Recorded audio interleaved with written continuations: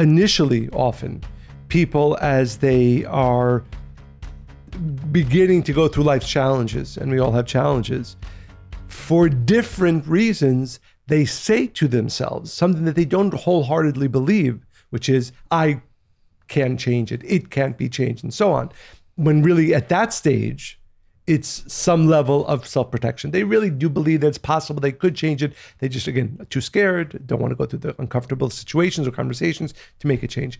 But the sad reality is that if you do that enough throughout life, at a certain point, and for every person, the tipping point is different, it actually becomes a truth, really an impenetrable truth for that person. And that's the saddest part. Because when you're saying it and you don't really believe it 100%, there's still something to work with. Anything enough, change it. You're going to believe it. And then it becomes your reality. Yeah. And that's so sad. And again, we talk for ourselves, we talk for people that we see. When it becomes that reality, it's so sad for the individual. It's sad really if anybody who loves them or around them who realizes that they're really probably at a point, hard to say of no return, but at a point where they really believe that there's nothing they can do to change. Well, as the great Kabbalist, the Baal Shem Tov, said, is where a person's thoughts are at is where they are at, right? So that ultimately becomes reality.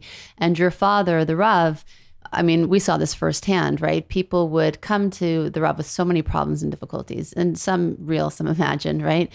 And in their minds, it was either terminal, either financially or medically or something, right? It was like the end, there's no way out. And they thought for sure there was nothing they could do about it. And the Rav, I remember, railed against this way of thinking his entire life. He would say, we're never helpless. There's always something that can be done. And we do see helplessness around us. If you look at the urban poor or a newborn child even, or a despondent patient with his head in the wall, there are circumstances where you look around in life and you're like, wow, there's nothing we can actually do to change something, but there is always something that can be done.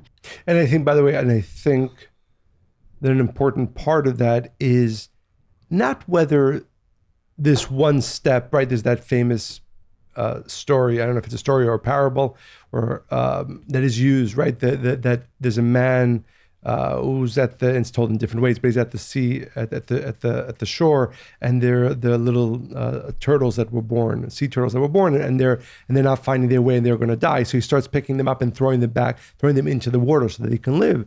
And somebody walks by and says, "What are you doing?" He says, "All these hundreds of turtles, are going to die unless we find a way to bring them back into the water." And the guy says to him, "Are you going to save all of them?" He says, "No, but I can save this one." And I think there's and again, one of the ways we self-sabotage related to this is that we say, well, this one action is not going to change everything. Well, that's true. There probably is never one action or two actions that will change everything. But if you can move the needle a little bit, take one action that will change a little bit, and then another one, and then another one, the cumulative effect of all those small actions will eventually probably create change.